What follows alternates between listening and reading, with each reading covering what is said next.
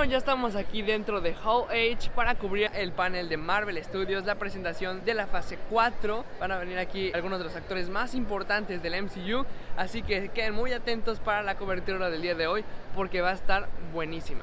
Hello, Hall H!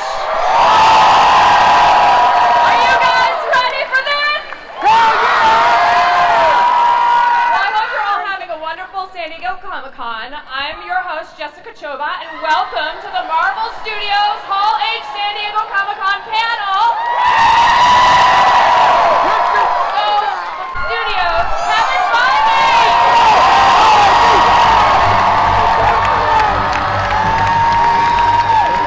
Everybody, hello Hall H. Wow. The Infinity Saga is complete. Thanks to all of you. We started here in Hall H. Who was here for the first time we showed footage from Iron Man? Awesome. 23 interconnected movies from Iron Man 1 to Spider-Man Far From Home. The Infinity Saga is complete. I never thought it would happen, and it never would have happened if it were not for all of you. So thank you. It's true. You know, as long as we're thanking people and thanking all of you, I also want to thank Alan Horn, our chairman of the Walt Disney Company, Alan Bergman, our co-chairman, Bob Iger, who runs the whole place. The Infinity Saga would not have happened, I promise you, without their support and their guidance and their care. So you should be very appreciative to them as well. And I'm also going to do something that we've never done before, but it seemed right to do today. I want to introduce you to the Marvel Studios staff who made every one of these movies. I'm going to bring them out one at a time, starting with my co-president, Luigi Esposito. The amazing Victoria Alonso. Stephen Broussard. Trent Tran. Nate Moore. Sarah Smith. Brad Winderbaum, Barry Labanos, Jonathan Schwartz, Eric Carroll, Wendy Jacobson, Brian Chapek, Zoe Neglow, and Grant Curtis.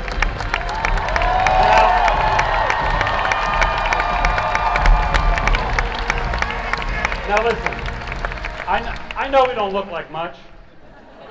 But the fact is, all of these people bust their ass 24 hours a day, 7 days a week, some of them for a decade or more, to make the movies that you just saw in that little piece.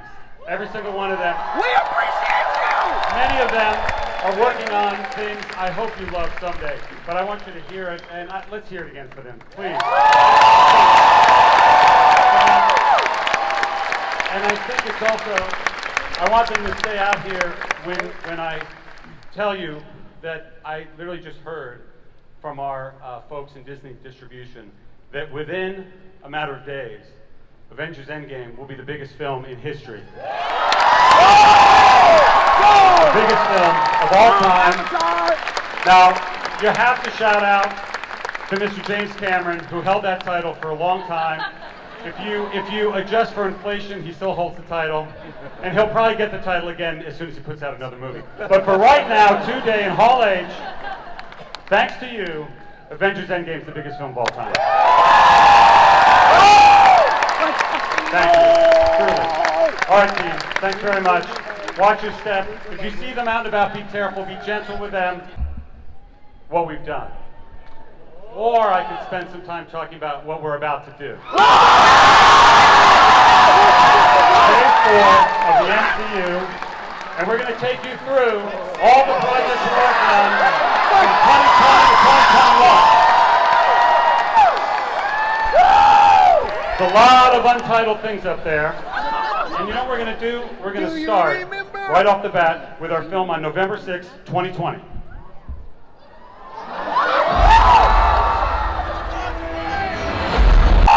Something entirely new, entirely different for the MCU. A group of immortals who've been on Earth for 35,000 years. They've been there amongst the MCU. We haven't met them before. This film is full Jack Kirby. And I want you guys to say a big hello to our director of Eternals, Chloe Zhao.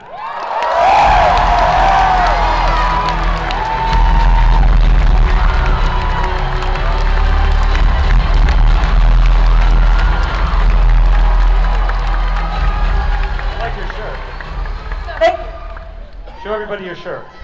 It says I had friends on that Death Star. Oh. Did you buy that here, or did you already have that? Oh, nice. Chloe, really quick question. What drew you to the film? I just really wanted to make a Marvel movie for so long because I've been a fan of MCU for a decade, and when I watch their movies, I see how much this team loves their fans and loves their characters. So I said I want to make a Marvel movie. And also for this film, for the Eternals, it's about these group of incredible immortals, but through their journey, we really get to explore what it means to be human and humanity in our time on this planet. So we can't wait to share the film with you. Do you guys have any interest in meeting some of the Eternals? All right, ladies and gentlemen, as Icarus, Richard Madden.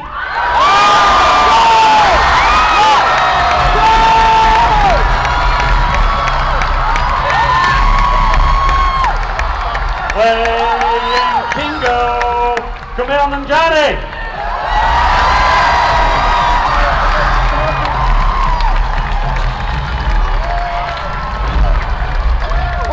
As Makari, Lauren Ridloff.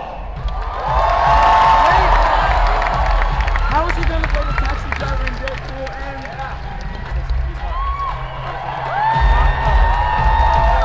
As Fastos, Brian Tyree Henry.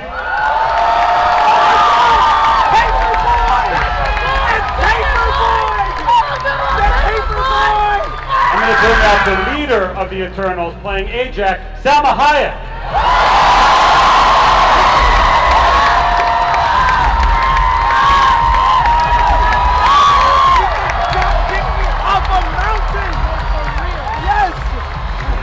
Let me introduce, playing Sprite, Leah McHugh.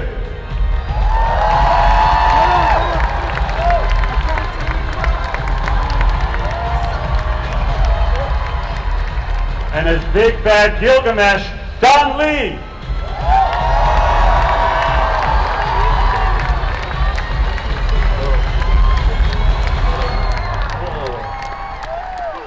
And finally, unbelievably, playing Thena, Angelina Jolie.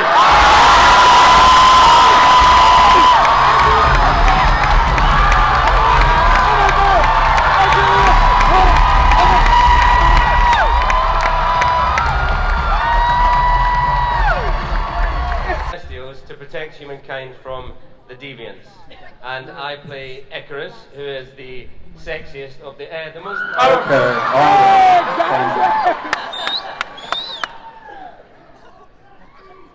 Lauren, what does it mean to you to portray the first deaf hero in the MCU? Oh, I have to say, well, I do have a son, and he asked me, after he read Greek mythology, he was reading through that, and he's like, what does honor mean? This is what honor means. I'm so honored to be here.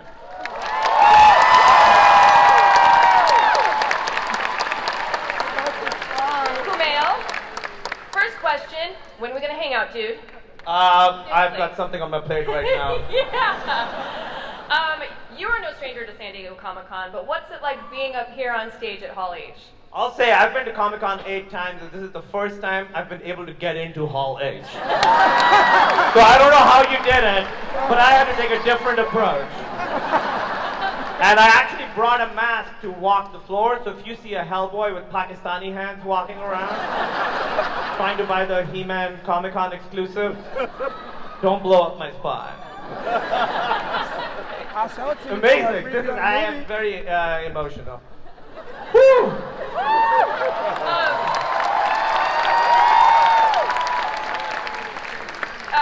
One more, slightly more serious question for you. Going into this, having been both a stand-up comic and a dramatic actor, how are you going to use those skills to approach this particular role?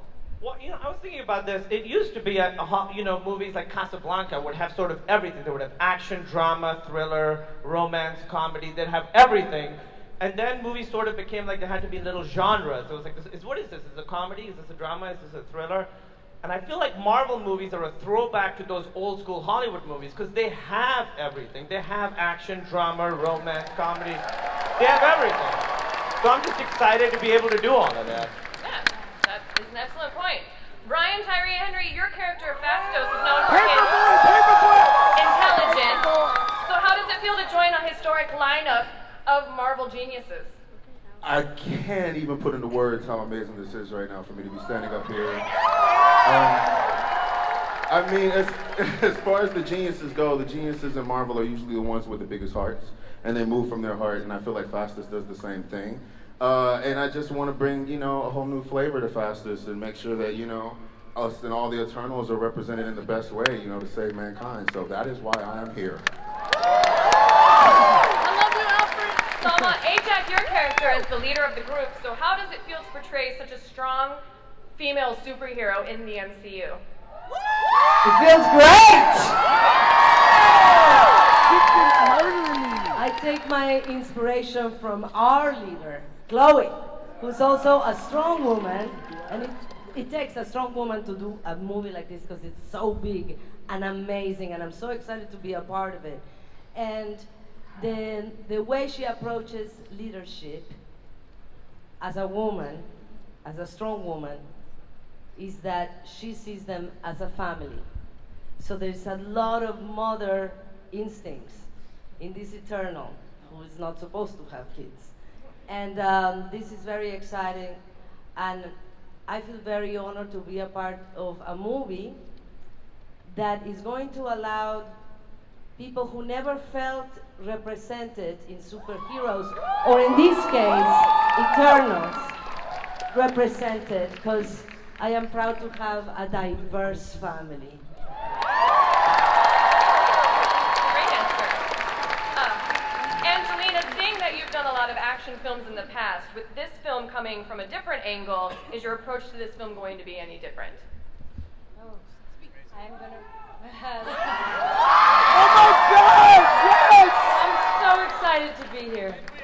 I'm gonna work 10 times harder because I think what it means to be a part of the MCU, what it means to be an Eternal, to be a part of this family.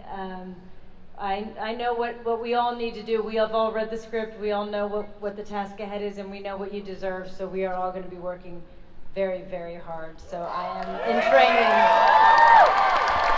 I'm thrilled. Thank you so much. Leah, how does it feel to be the youngest person to portray one of the oldest MCU characters? It doesn't feel real. And it's so weird because I grew up watching Marvel movies with my whole family. I have 4 siblings. And it's just crazy.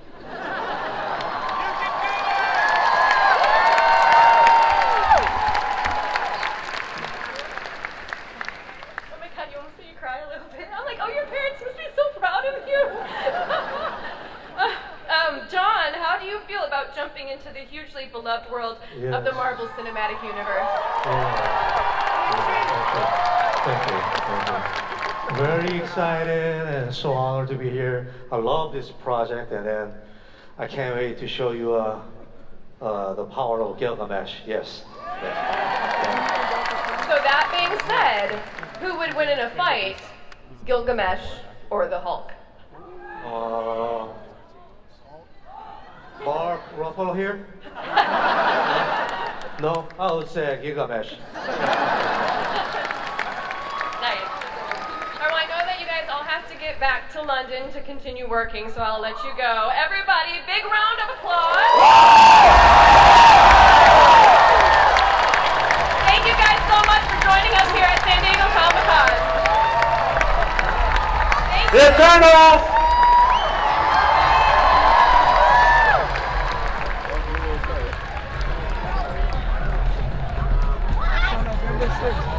What's May 1st? What's May 1st? I'm saying Black Widow. You saying Black Widow May 1st? That's pretty exciting. That could be the end of the show right there. Now that I think about it. If No? Vendetta is there, All right. I will pay you $20. Let's see what's coming up in fall 2020. And the Winter Soldier, coming to Disney's new streaming platform, Disney Plus. This Disney Plus, let me tell you something, is giving Marvel Studios an opportunity to tell so many more stories that we haven't been able to tell before. Most specifically, what's going on with the Falcon and Winter Soldier post-Endgame. Ladies and gentlemen, Anthony Mackie and Sebastian Stan!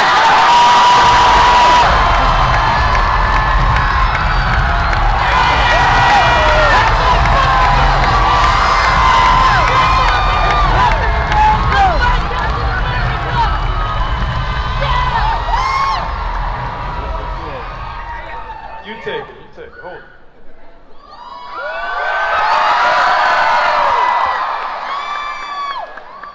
All right, that's enough. Let me get it back. There we go. No, all right, sorry. Hey, be careful. You want to do a little I was not expecting vibranium to be that heavy. We can talk together. What'd you say? I said I wasn't expecting vibranium to be that heavy. That shield is legit. Yeah, we get that a lot. Yeah, I am very impressed. Do you guys both have kind of See what kind of show this gonna be? Sorry. Like Stop. having a kid and only picking him up with one arm all the time, so one arm is totally discombobulated with the other. Sure. Yeah, all right. So, okay, great, tight. All right, so I got a question actually to both of you, so whoever wants to hit this one first, go ahead. Now that you guys really get to dive into the dynamic of these two characters, what are you two excited to explore? I'd like to explore the Falcon as a character. Huh? What kind of man is this man? We'll find out. We know he's got thighs, so let's see if there's anything else. Well, with the Winter Soldier, I want to see what really makes him tick. What ticks him off? How much ticking can that clock do before that tick go tock and that tock go boom? I was wondering where we were heading for that, and I was like, I came all the way around. You know what I mean? all the way back. Do you guys have as much fun on set as you so obviously seem to have off set? Oh, definitely not. See how it is? It's going to be a long 6 months for some of us. Nah, we have a lot of fun on set. I mean, look, we're living our dream. Every one of us asked, dreamed, and prayed to be in a Marvel movie. We have the job that anyone else would kill to have. So why would you mess that up by not respecting and appreciating the opportunity that you're given? So when we go to work, we have a really good time. Paul H. and Well, Sandy sure, I can tell you a little bit more about the show if you want.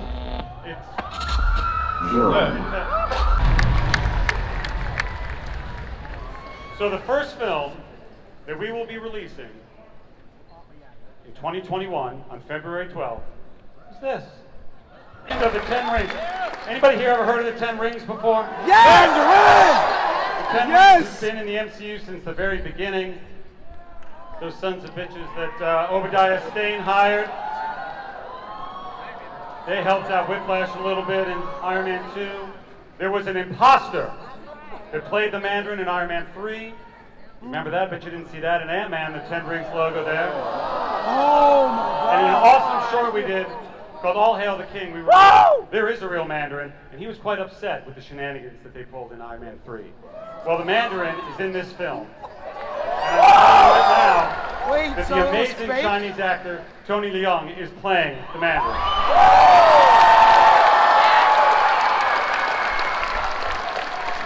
Also joining the cast of this film is the incredible Awkwafina. And now I want you to meet the director of Shang-Chi, Destin Cretton.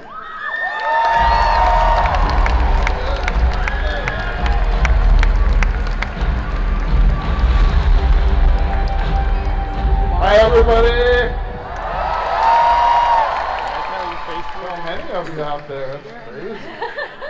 Dustin, thanks for joining us on stage. First of all, love the cast.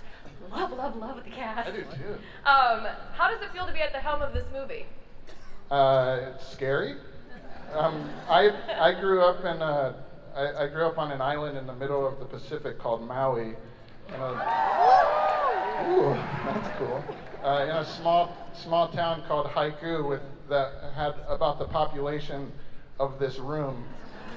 So standing on this stage is really terrifying for me. But what's really cool is I grew up with friends who were Japanese, Chinese, Caucasian, Filipino, Portuguese, Korean. That's the norm in Hawaii, and it's so exciting to see Kevin and this amazing team begin to create an MCU that reflects all the beautiful colors that I see in this room.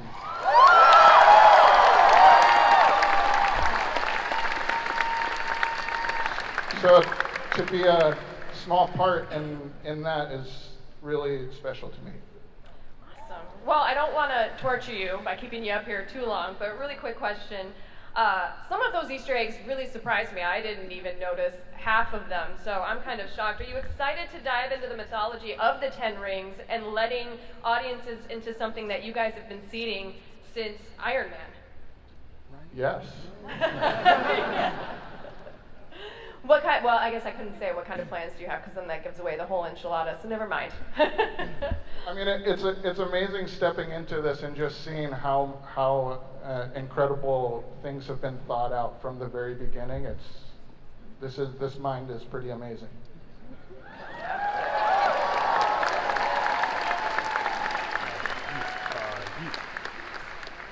So, speaking about cast, do you guys have anything you want to share? Yeah, maybe.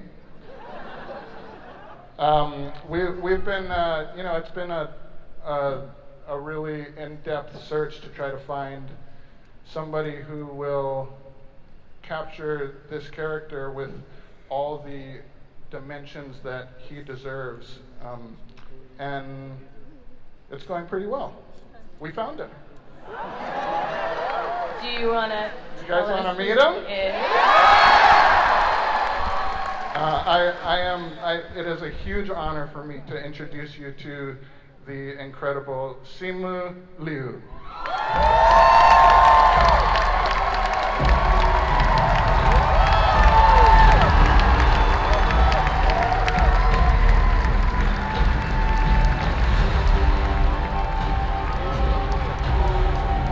Wow！ 我自我介绍一下好不好？我的名字是刘思慕，我是哈尔滨出生的，多伦多长大的。今天我非常感谢漫威给了我这个机会扮演上旗。Did you guys get that, by the way? Not a damn thing. Okay, that's cool. If I ask this question and you've already answered it, I'm sorry. But when did you find out that you would be Shang-Chi? And how do you think becoming that part of the Marvel Cinematic Universe is going to change your life? Because it most certainly will. Okay, so here's where I have a bone to pick with Kevin, because I feel like I was like kind of this social experiment of like, let's just take this guy, the ordinary guy living in Toronto, let's tell him that he's gonna be in the next Marvel movie and give him like 4 days to prep for it. So literally, guys, I was cast on Tuesday. I screen tested on Sunday in New York, and this is just the craziest dream. Looking at all your beautiful faces, I can't describe how I feel right now. Have you ever been to San Diego Comic-Con before or knew anything about it before you got here? This is my first time. Why? Is this a difficult hall to get into, or something like that? What's your first impression now that you're here? Because it's a pretty intense con. It is pretty intense. You know, I'm looking out at all your beautiful faces.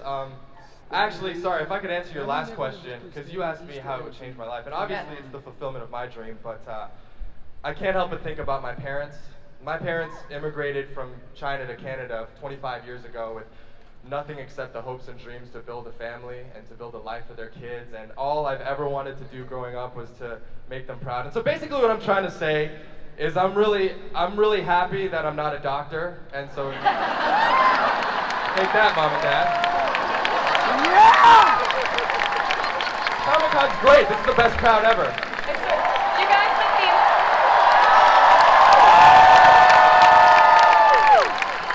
You guys with these parent stories are like killing me over here. I can't handle it.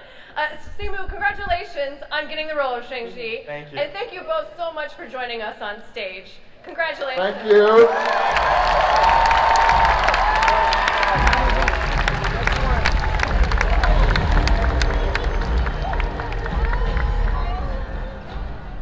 Both those guys are incredible. I can't wait for you to see what they can do. You want to see what we're doing in spring 2021? Mega event series we're doing on Disney Plus. If you thought that logo was strange, wait until you see this show. It's unlike anything we've done before. How about you meet Wanda Maximoff, Lizzie Olsen, and the Vision, Paul Bettany.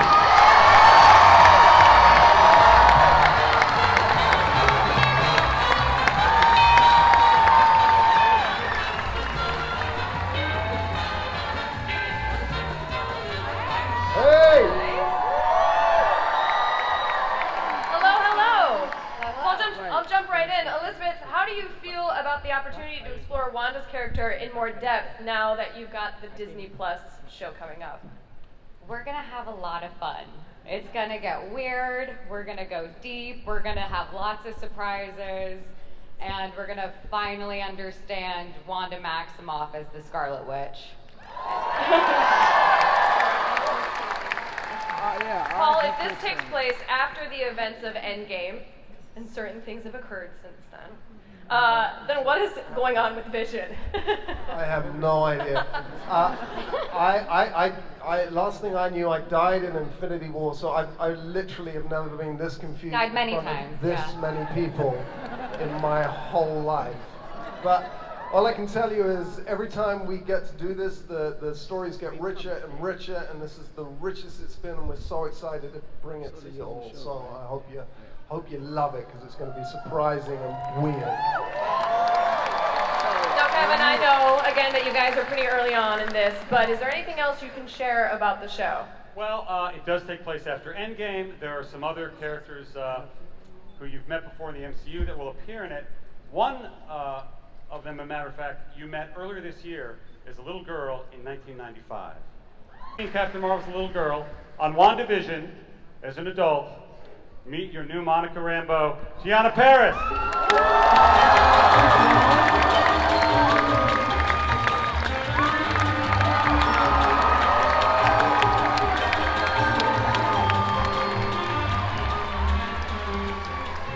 Tiana, so this is your first Comic-Con, correct? And I heard you braved the show floor wearing a mask, so how did that all go down? It was hot, it was exciting, feeling all of your energy. Thank you, I'm so happy to be here. Oh my goodness, and to be, I'm shaky. Like, I am from Hawkins, South Carolina, and this is really, this is a dream to be a Marvel superhero and Monica Rambeau. Oh my Absolutely. Just personal question. Did you buy anything on the show floor? Did you find anything cool? Because where should I go? I just walked around. I was too overwhelmed, as y'all can tell. I'm very excited, but I just walked around and wanted to feel everyone's energy, and I am just so very excited. It's just surreal. I can't tell you how exciting and different and strange that show is going to be. Speaking of exciting, what we're working on also for spring 2021 needs no introduction, but we'll give an introduction anyway. Disney Plus, and I know what you're saying. Didn't I see Loki die in Infinity War? You did, But he what went else back and did you passed see with in the Endgame? cube. The cube! Well, where did Loki go? What happened to Loki? This series will tell you what happened to Loki right after that. He goes to a number of places. I don't want to spoil them, but I will spoil the first place he went. He came to Hall H. Ladies and gentlemen, Tom Hiddleston.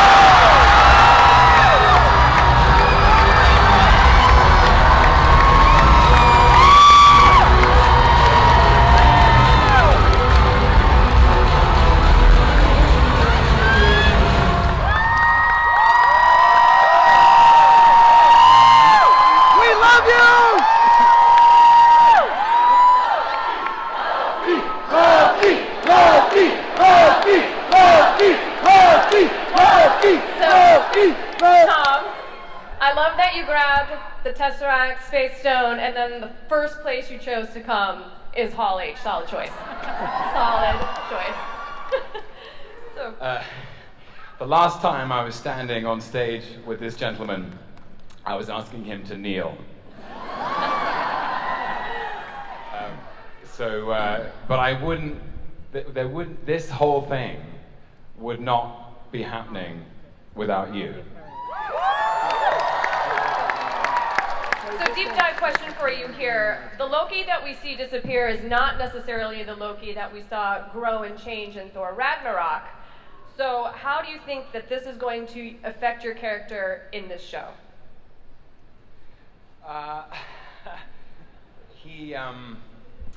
You guys saw Avengers, right? So he's still that guy. And just about the last thing that happened to him was he got Hulk smashed. So there's a lot of psychological evolution that is still yet to happen. But Kevin has generously shown me what his plans are. I can't tell you any of them. But it is one of the most exciting creative opportunities I think I've ever come across. This is new territory, a new world, new challenges, and I cannot wait to get started. I swear to God, between WandaVision, Loki, and the Haley Mills backlog, I am all over that Disney Plus. You toss in a bed knobs and broomsticks, sold! I'm so excited. So, we have a movie coming out on May 7th, 2021. Want to hear about that? Yep! All right. Just because Quentin Beck makes up lies about the multiverse doesn't mean it isn't real. Doctor Strange in the Multiverse of Madness. Say hi to the director, Scott Derrickson.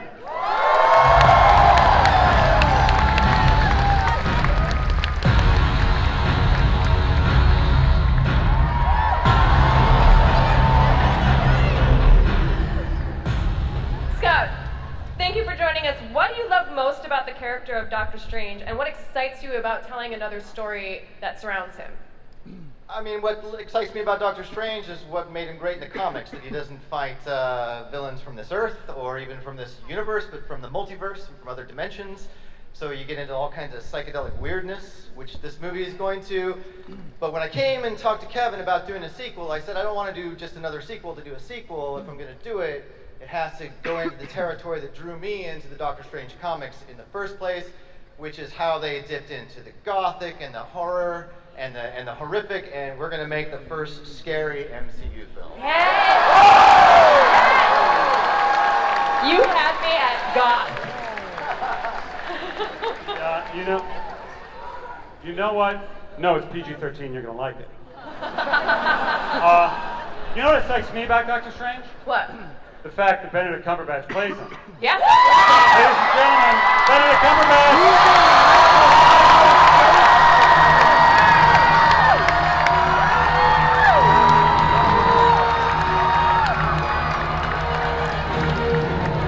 Hello. So I heard you had a little bit of a planes, trains, and automobiles situation getting here to Hall H all during your birthday. No, I just did this. Because Hall H is so important. I feel bad that you It did was that. my birthday yesterday, and they very kindly. Happy birthday! I think you all know where I'm going to go with this. Yes. And because it's non-licensed, we won't be sued. To you, happy birthday to you. Yeah. Happy birthday, dear Cumberbatch. Louder. Happy birthday to you.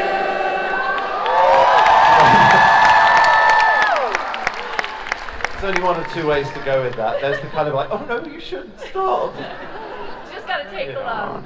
So Doctor Strange has obviously gone through a lot, and his actions lead to the success of defeating Thanos. Yeah. And he's developed so much as a sorcerer, but also as a man. Yeah. So what's next for him?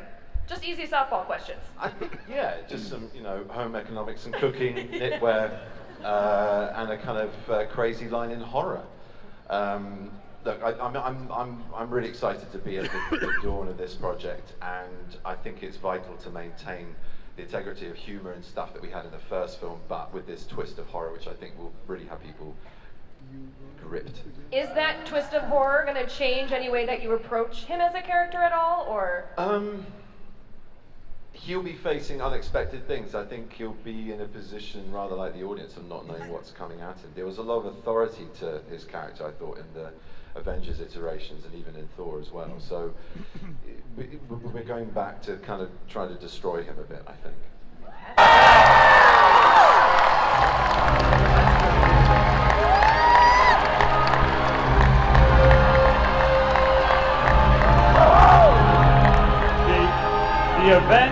The events that you will see Wanda go through in the WandaVision epic series will be reflected and tied directly into Doctor Strange in the Multiverse of Madness.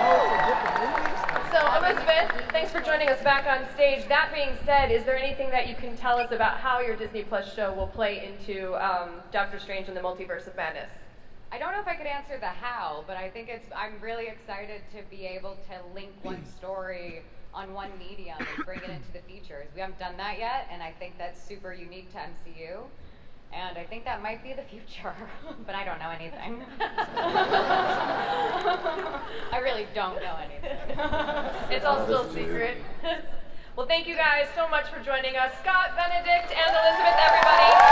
Thank you for coming all the info on Doctor Strange in the Multiverse of Madness.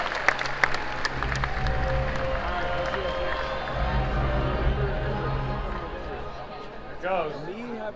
Now, the next thing we're going to talk about is for summer 2021, and it's something that Marvel Studios has never had an opportunity to do before.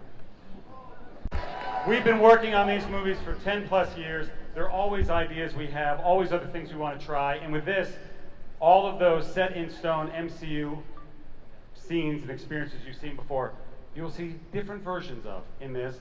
Something incredibly exciting about it is that a huge majority of the actors from our movies are reprising their roles in very different forms in this animated series. And you may have heard an awesome voice narrate that piece. That awesome voice is the Watcher, played in this series by the amazing Jeffrey Wright.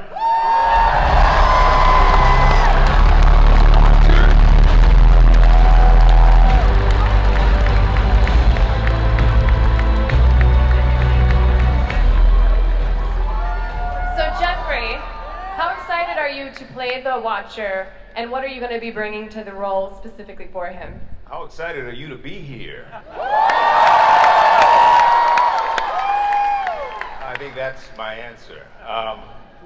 I think it's really exciting to be a part of the Marvel Cinematic Universe. Of course, it's also for me a way to get my son to return my texts. I'm thinking about doing this Marvel thing. What? Kevin Feige says, remember to take out the garbage. Oh, okay, when? Now? So, no, I'm terribly excited to be a part of this. This is like modern myth making. You guys thrilled to this stuff. So I'm stoked to be here. Is there anything that you can tell us about the role? Well, the Watcher is a being, a non-earthly being who observes all things. He's watching over the multiverse and occasionally may or may not intervene with the doings of Earthlings. Other than that, he's off doing his own thing, so I can relate to that as well. He's like the internet, he just sits back and makes comments. Well, we'll see. We'll see.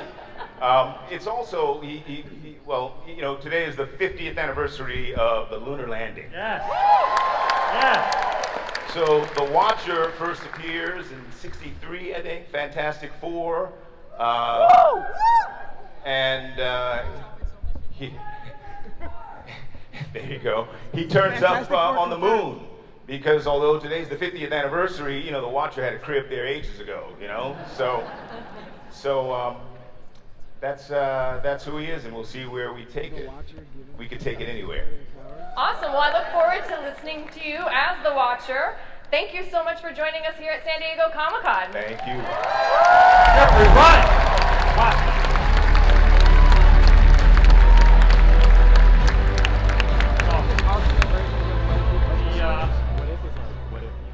You know what we haven't done yet at all today? We haven't talked about any of the OG original Avengers.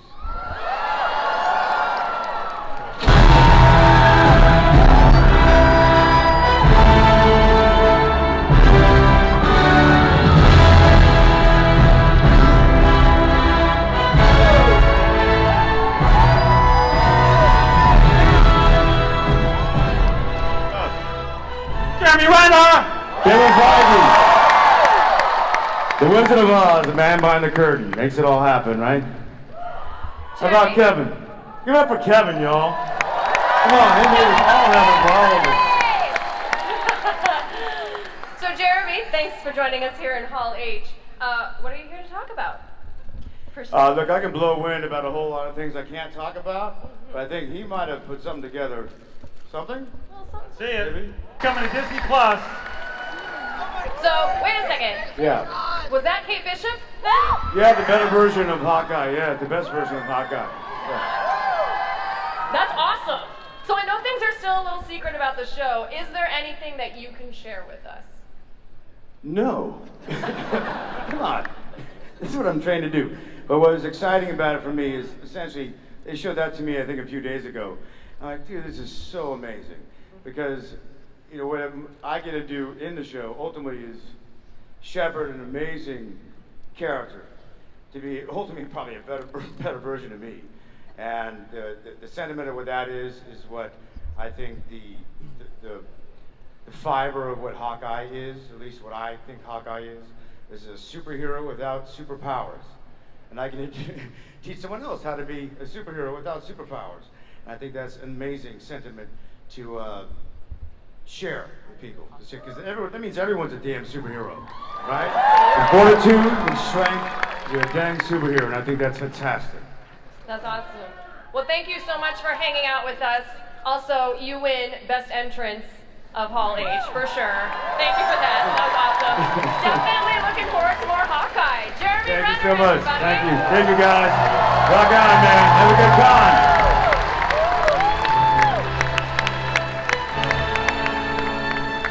Thank you, guys. Renner, Hawkeye. Rock on. Bringing Kate Bishop into the MCU.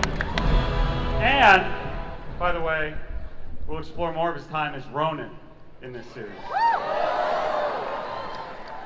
So, it looks like there's one more little untitled there towards the end. The film we have, third film of 2021, is this. Give it up for Chris Hemsworth and Tessa Thompson.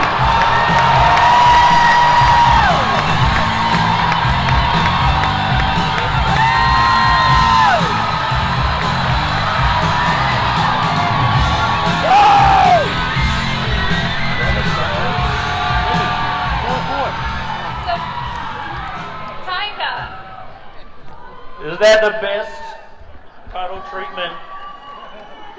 Oh, hey, look at us. Well, that's hard. Taika, what have you got for storing us with us? And are we going to see Korg Meek again? Sorry, can you... Oh, okay. I see where this question's going. Is there sort of like the ongoing relationship between Thor and Korg? Is it sort of like a thing that where they continue the friendship / love? Yes. Some thunder that they established in Ragnarok. Who knows? Who knows? Who knows? Who knows? That's the first time I've seen the that logo. That's brilliant. Whoa, love and Thor, thunder. love and thunder. Are you thunder and I'm Because That's right. there's nothing more powerful in the world than love and thunder. And the combination. I dropped this microphone, but it's too expensive. So, Chris, where are we seeing Thor headed in this film? Because he was hurting a little bit at the last one? He's heading to 7-Eleven. We've got a little Netflix subscription, and he may be on the couch, but who knows? You know, I think Tiger's got something pretty. Who knows? Only I do, special. because they haven't read the script. Because I've never seen the script, and she refused to show it to us. Yeah. That makes my next question to Tessa a little awkward, since I don't know if you would know, but day one as King of Asgard, what would Valkyrie first change in New Asgard? I think, first of all, as new king, she needs to find her queen. So that would be her first order of business. She has some ideas. Keep you posted. And then, I don't know, what's cool about Asgard, you know, as it has already been mentioned, that Asgard is not a place, but a people. So I think just reinvesting in her people, and a cool thing is to create refuge for any person that might need it. That, to me, is the idea of a perfect Asgard. The kind of kingdom she'd want to rule over, so that's, I think, what she'll do. And then hopefully she'll hang out with Love and Thunder, which he is both to me. Create love and thunder. The love I feel for him gives me thunder. Yeah. All over. Hi, Elsa. That's his wife. The thunder I feel. So Taika, I know you love the comics. Is there any other particular storyline that you've pulled from? Yes. So there is, when we were shooting Ragnarok, I was reading one storyline by Jason Aaron. Called The Mighty Thor. And for those of you who know that storyline, it's incredible. It's full of emotion and love and thunder, and it introduces, for the first time, female Thor. So, for us, there's only one person who could play that role. Only one. And she's here. And introduce her to you now. Please welcome to the stage, Natalie Portman.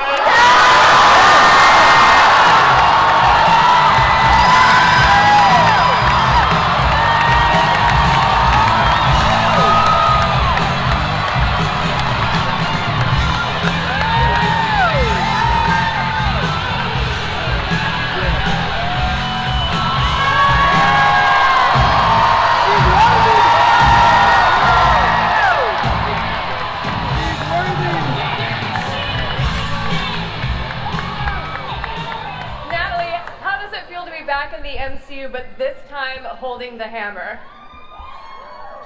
Feels pretty good. Always had a little hammer envy. I got plenty of hammer envy as well. It's Captain America, there yourself, it's great. It feels nice. It's really sad. I'm gonna get back to Netflix. It's cool, guys. I'll be at 7-Eleven. Well, yeah, first of all, awesome announcement. Super excited to see Jane as Thor. Thank you guys so much for coming up on stage and sharing all this. Thank you guys. Can't wait to see it. Thank you. This timeline, but there is one right there at the beginning. In fact, the one that's out next on May 1st, 2020. In London, they flew overnight and got here this morning. Say hello to the director, Kate Shortland. And meet the cast as Alexei, David Harbour.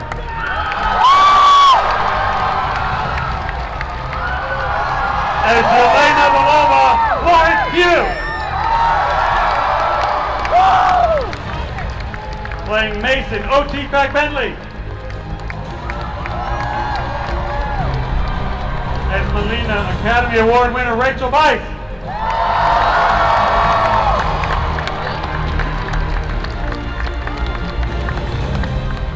And of course, the Black Widow herself, Scarlett Johansson.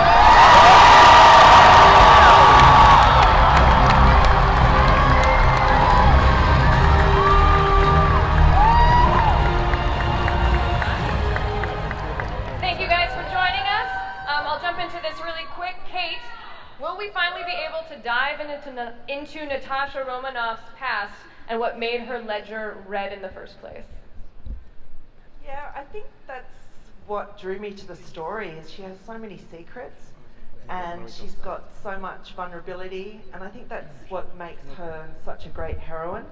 And I think in this film we get to understand her past, and she gets to put all the pieces of herself back together and come out a whole person. And I think we're all excited about helping her on that journey. Fantastic. Scarlett, you've played Natasha through 7 films over the last 10 years. What are you excited for fans to discover about Natasha this go around?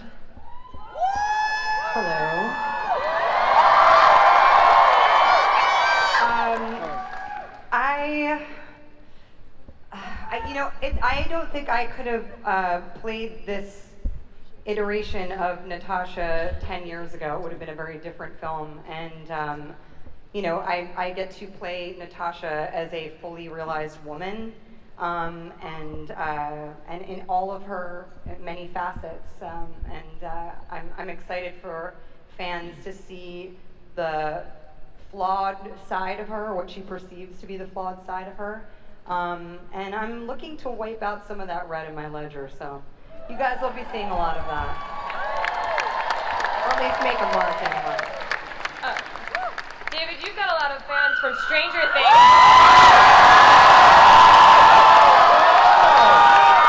Wait a minute.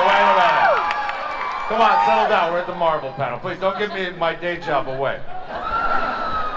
So you've been hitting Comic-Con pretty hard. What are you excited to expand your fan base now that you've joined the MCU? Who writes these questions? That is the dumbest question of. Am I excited to expand my fan base in the Marvel Universe? Hell yes! I love you guys. I love these movies. Look at this. This guy. Is he your This favorite? guy. Captain America, your favorite? Oh, I have complicated feelings about this man. You'll come to understand that later. Florence, can you tell us a little bit about Yelena? It is working. Yeah, I'm playing Yelena, sister figure to Natasha. This is my first Comic-Con, and it's totally nuts to be here.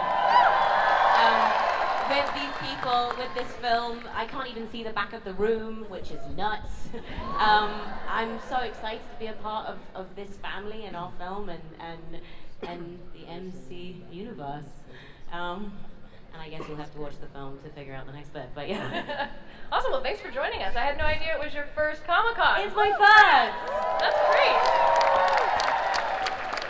OT, your character is a contact from Black Widow's past even before she was working with S.H.I.E.L.D. So can you tell us a little bit more about that relationship?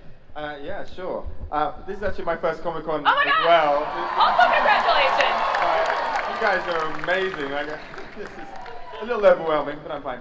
I think they ostensibly have like a professional relationship. He's like a fixer, but there's a kind of like romantic undercurrent. At least I'm kind of into her, but it's tough to kind of make a relationship work when the lady you're into is, an international killer. Kind of makes it tough. So, yeah. Wait a minute, you have romantic feelings about me? Oh, God. We're not in front of everybody. Oh, no. Okay, I've got something to say. Your character. Yeah, my character. My character has romantic feelings. And Rachel, what attracted you to do a film in the Marvel Cinematic Universe?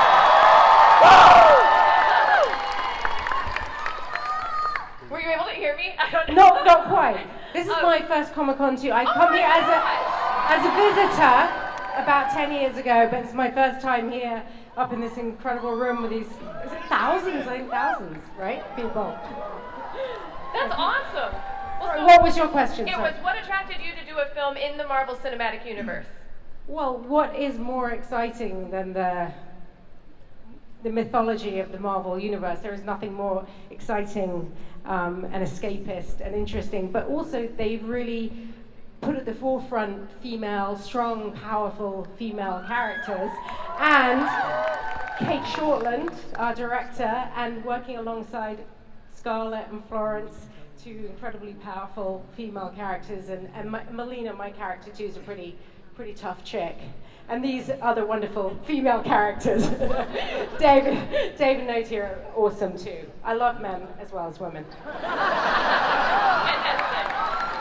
So Scarlett, I know that you guys just started shooting. It is Comic-Con, however, so did you bring anything else for Hall H?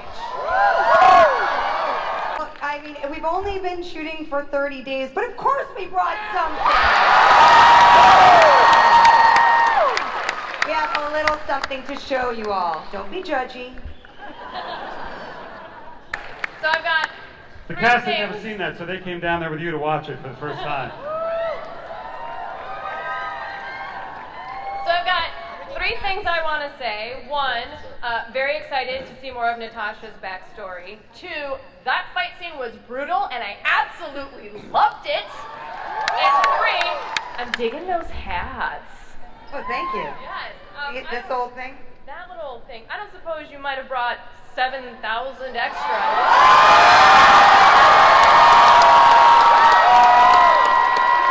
Of course we did. Have everybody? All right. Okay, I think we got everybody up.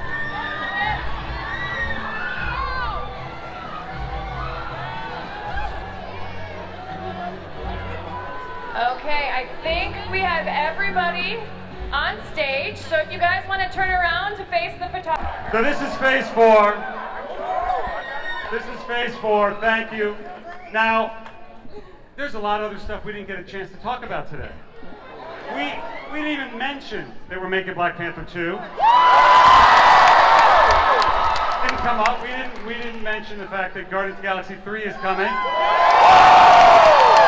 We didn't have time to talk about Captain Marvel 2. I didn't even have time to talk about the Fantastic Four. And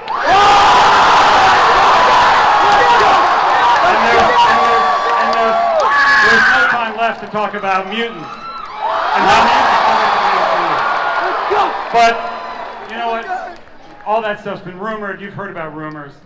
But I want to leave you today with one more thing that I don't think has been rumored about. Ladies and gentlemen, two-time Academy Award winner, Mahershala Ali.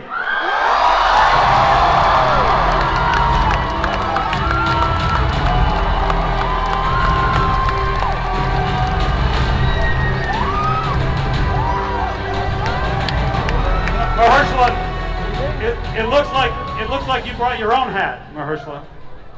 You did? What is that?